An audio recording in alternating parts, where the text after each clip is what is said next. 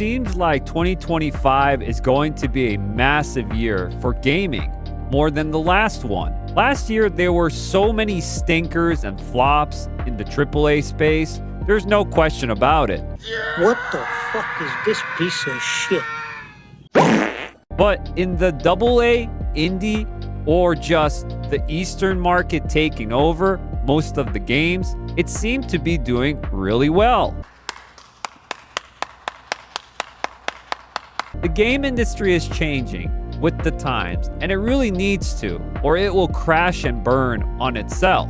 Gamers want quality, not quantity, titles. We see the signs with all the layoffs, greed, games being half-finished or buggy messes that are rushed out, bad optimization issues, live services with battle passes being too much, anti-consumer strategies, overpriced games and budgets that are not even that fun, and it just goes on and on. Trust me, that would be a separate video of itself if I continued.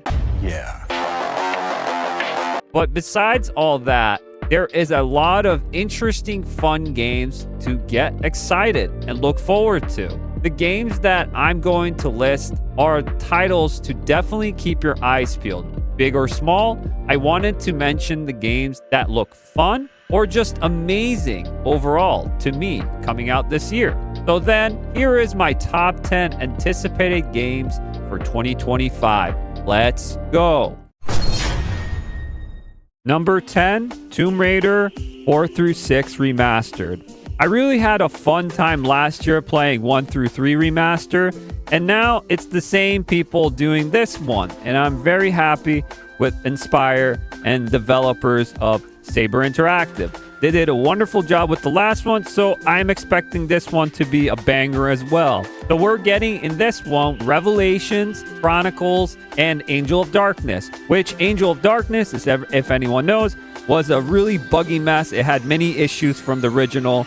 So what they're doing is they're fixing it up, they're touching it up to make it a better experience, as well as classic and modern controls with a photo mode added to it. So they're doing everything from what they did for the first one, but now they're doing it for these 3 old school games. It looks better, plays better, and that's what fans want overall.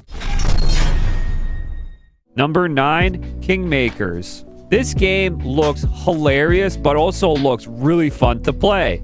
It's an upcoming action strategy sandbox game developed by Redemption Road Games and published by TinyBuild. It centers around a medieval Great Britain. The player takes on a role as an elite task force operator transported 500 years back to stop a future apocalypse happening. Depending on the player, you choose to pick the side of England, Scotland, or Wales, and ultimately change the course of human history. And that is pretty much the premise of it. Sounds really cool, right? Add a multiplayer feature to it, and I'm already down to play this game. It looks hilarious. Getting a freaking car in there and then just mowing down medieval troops. You get a machine gun, you get an airstrike, like all the things, while also strategizing your army, where to get your troops together, and you're by yourself with your own arsenal. That sounds like a really fun time. Number 8, Wu Chang Fallen Feathers. Okay, so this recently came up on my radar. I took a look at it and I really liked what I saw. I like the aesthetic of it. I like the art design. I love the movement. Everything about this game looks appealing. It's a Souls-like action RPG in the mix of Black Myth Wukong and Stellar Blade. If they had a baby, this would be that game. It's developed by Lindsay and published by 505 Games, and it's supposed to release this year. It has like a cool, dark fantasy Ming Dynasty China era with beautiful and badass protagonists, as well as a lot of the enemy designs and boss designs look really cool as well. Everything about this game looks appealing. This is a game you could look forward to. It's a Souls-like game, so it's not made for everyone, but if you enjoy those games, I think you're gonna like this one. Number 7, Doom: The Dark Ages. If you want to feel like an alpha, you're gonna play this game. Doom makes a man out of you, straight up.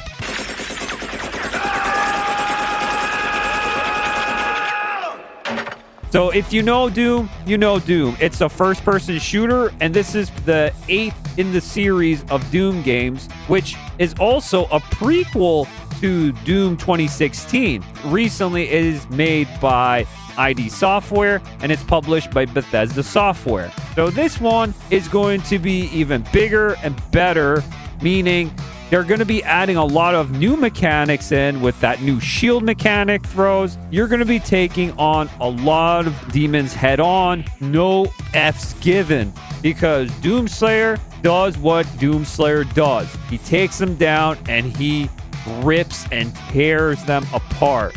That's what it's all about. Now, this is peak gaming right here. Number 6, Ninja Gaiden Ragebound. Holy moly, I've been wanting a Ninja Gaiden game for such a long time, and now it's finally going to come out this summer. This one is going back to the classics with a 2D side-scrolling, and it's set in the modern Ninja Gaiden franchise. We're continuing the story of Ryu Hayabusa on his journey, as well with this new cool animation that they're doing, and with combination of the new and the old together in a side-scroller 2D. It's probably going to be very difficult. As we know, Ninja Gaiden games are very, very difficult. While this is also developed by the Game Kitchen and is also published by .mu, which, if you don't know, they've published some of my favorite games and made some of my favorite games recently with Streets of Rage 4 and Teenage Mutant Ninja Turtles Shredder's Revenge. Those were really bangers, and I think this one is going to be another one to be looking forward to this year.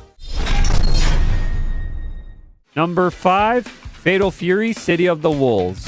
If you're a fighting game fan, this is up your alley. It's been such a long time. This series has been dormant, forgotten, about 26 years or so since the last installment, and now we're getting a new one this coming April. So, SNK is developing and publishing this game. All the new characters and old characters are coming back, as well as new fighting systems and just a new art style in general. Everything about this game looks appealing, looks cool, and if you're itching for something new besides Street Fighter 6, I think this game will be up your alley. DLCs that are coming that are actually crossovers with Ken and Chun-Li, if you're wanting any of that. There is a lot of love for Fatal Fury this year in general.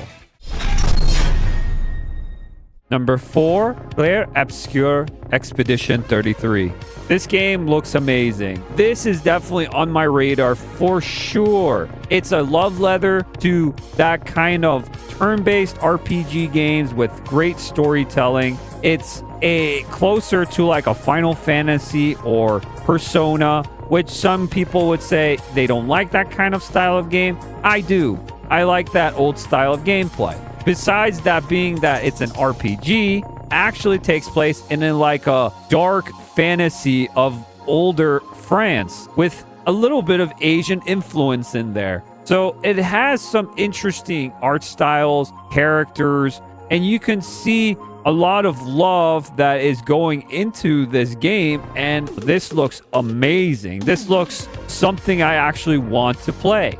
So it's developed by Sandfall Interactive, and it's published by Kepler Interactive. And it's supposed to come out this year. I hope this is a game that does well.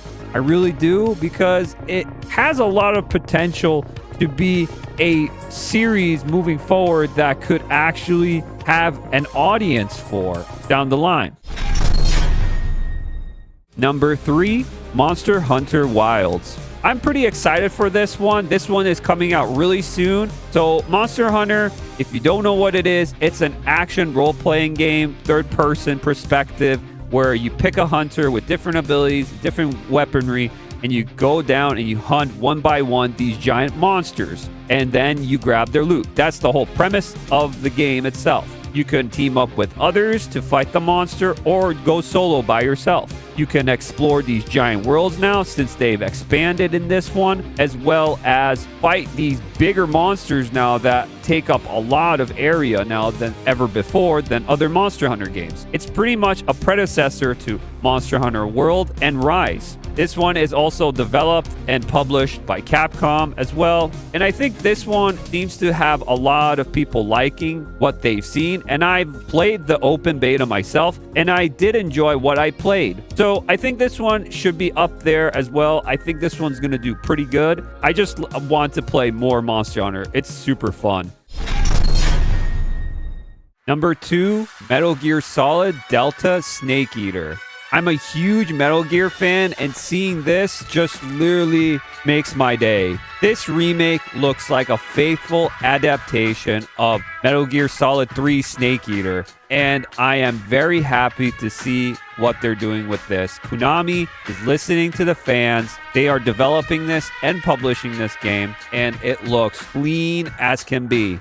I can't wait for this game to come out. If you don't know what Metal Gear is, it's pretty much an action-adventure stealth game, and this one is the first one in the story chronologically. It's going to be a 1-to-1 remake, which that means everything's going to be the same. They're using the same voice actors, making the gameplay a bit better, as well as giving it a new coat of paint with the same thing, same stories, just better in every way. This is what a remake should be, and this might be, if not, one of the best remakes I've ever seen. That I'm really concerned when it comes to remakes, but this one seems like it's made for the fans themselves, and I can't wait to try this out. Before we continue with the number 1 spot, I know people are going to be saying, you didn't put this on this list. Well, I'm going to give you an honorable mentions before we continue.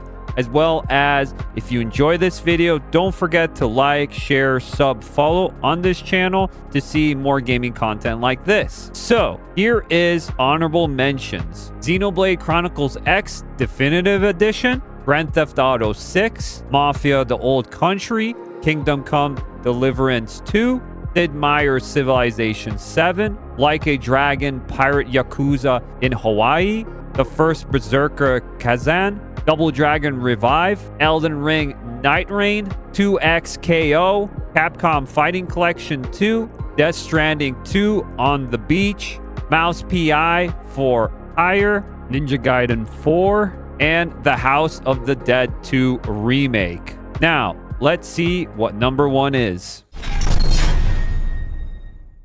Number 1, Nintendo Switch 2. Alright, so technically this is not a game, but it's gonna have games with it. It's the system itself.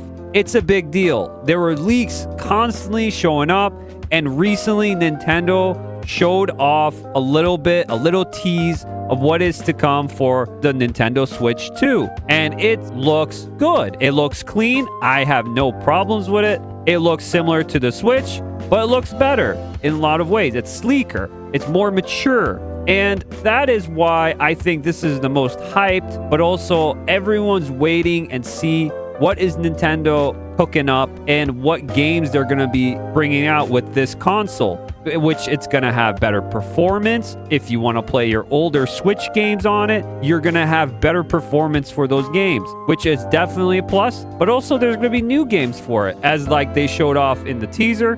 There's going to be a new Mario Kart game, as well as Metroid Prime 4, probably a new Zelda game, probably a new 3D Mario game. A lot of things could be coming up for Nintendo, and a lot of people are waiting and watching and anticipating. It just looks like this is gonna be the biggest launch Nintendo has had in a while. So we will have more news about it later down the line, but for now, I think this is probably gonna be the biggest one yet. And that's it for the top 10. What do you guys think? Did you disagree with me? Did you agree with me with this list? Let me know in the comments below, guys. I thank you so much for watching this long. And if you didn't like this video, I still thank you so much for watching this long. Till the next time, guys, I'll see you all soon. Have a good one, all.